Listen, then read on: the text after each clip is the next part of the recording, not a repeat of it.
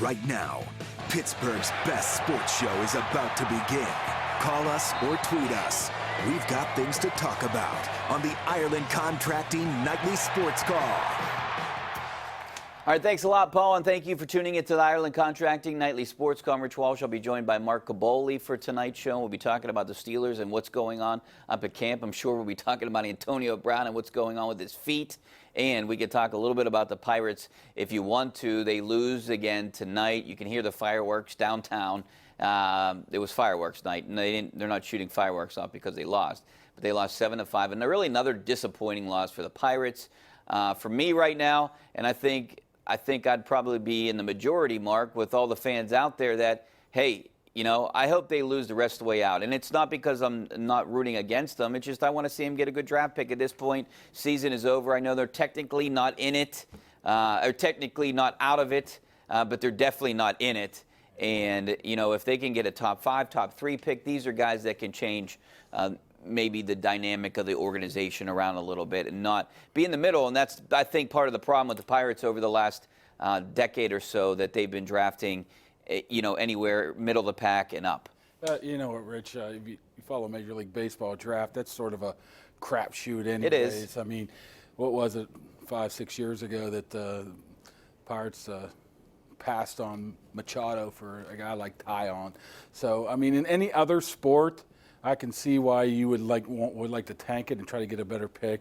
But, I mean, this track record of this organization and this scouting staff doesn't necessarily mean you're going to get anybody if you're in a top 5 or top 6. Maybe you want him to lose for a different reason, to maybe make the owner think a little bit. That's a different reason. But I don't think losing to get a better draft pick would matter much. Yeah, and that's another good reason. They got to spend some money. Their payroll is going to go down to about $50 million this offseason. You know, I'd like to see them in the $100 million range. I don't know if that's going to happen. You're not going to have Tyon for some of the season next year, maybe all of it, depending on what kind of surgery he has.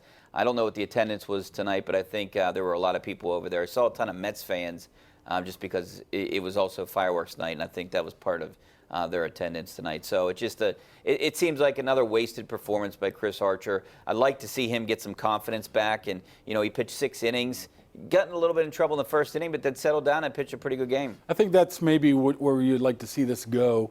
If the Pirates down the stretch, Rich, is if they actually perform well and have Archer pitch well over these last couple of months and have Marte keep doing what he's been doing with another home run tonight to be able to set them up into the future, into the next year. Reynolds keep hitting like he has. You don't want those guys to have a drop off and have a little bit of a bad taste following, you know, in this long off season. So, but I mean, the same thing, man. If they don't add talent to this roster, and there's no indication that they will, this is going to be like this every single year. I mean, everything is going to have to line up for the Pirates to be able to be, you know, contenders, unless this owner changes his way of thinking, and that doesn't look like that's going to happen. All right, enough of the Pirates. Yes. I've lost Bucko fever. I don't have Bucko fever. I haven't had it since June 4th, by the way. Now we'll switch gears to the Steelers and what's going on up at camp. We have an expert here. Where? That's right over here somewhere. I don't know. We have an expert in this studio somewhere. And you've been to every practice. I've missed a couple. I missed one day of camp up there. But, you know, who stands out to you? And I want to hear from some phone call. Please, if you have questions about camp and who you like and what you want to know about, give us a call, 412-575-2600. But, you know, is there one guy that, you know, is making an impression? But other than Juju Smith-Schuster, because I think that's kind of the guy that everyone I mean, for Juju, you want to see that, though, Rich. I mean, he did make that jump, and you saw that early in the start of camp where he was going to take it to a different level. And it looks like that's where he's been so far. But, I mean, Mike Tomlin's been very careful of using some of the veterans here a lot early in training camp. So you can't get a really read on those. You imagine those, you know, 18 to 19 guys coming back are going to be fine. The guys you look at where there was a little bit of a question mark, I mean, for my money, Matt Filer at right tackle has been absolutely fantastic over these first 10 practices, and you weren't quite sure what he was going to do because of Chooks coming, Okorafor, and even Hawkins and some of those guys. That's really, I think he solidified that position with Marcus Gilbert gone. Guy like Cam Sutton's been unbelievable. Now they can use him in different places.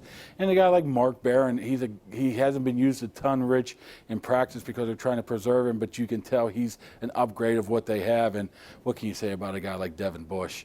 If he's not a significant impact player this year, then, I might as well quit the job. I probably shouldn't say that because I thought that was going to happen with James Washington last year too, but Devin Bush is definitely a superstar. You could just see, and he should be able to contribute right away. I mean, there's sure there are some that have not performed very well out there, but they look like they're on the right track right now. Before we go to break, I want to touch on Cam Sutton a little bit because I always thought this was a guy that had talent there that could be a really good player for this team. Where do you foresee him playing? I mean, because you already have Nelson and you have Hayden. Is he a slot guy? Does he overtake Hilton? Or is he a safety / kind of guy? Well, first of all, they're going to use 6 defensive backs a whole heck of a lot, so he'll be able to slot into that position. The question is, will he take over that 5th defensive back spot from Hilton and get more playing time there? That's still probably to be determined. And you see they've shuffled Mike Hilton back to safety a little bit now. Tells you where their mindset is right now. But Cam Sutton had a very promising rookie year, if you don't recall. I mean, he shut down guys like when they needed him. And I think the Patriots, whoever he was against the Patriots that year, last year he took a step back, but this year he looks like that guy that can come in and be able to produce. So that's good. I mean, how Hayden tends to get injured from time to time. We don't know about Nelson. So any cornerback that goes out there and performs well, you have to be quite happy because you're always going to need somebody. All right, the number is 412-575-2600. Get on the phone right now and give us a call. We have a couple lines open. Also, you can tweet us. I'm at Richie Walsh. He's at Mark Kaboly. We're going to be back in 2 minutes.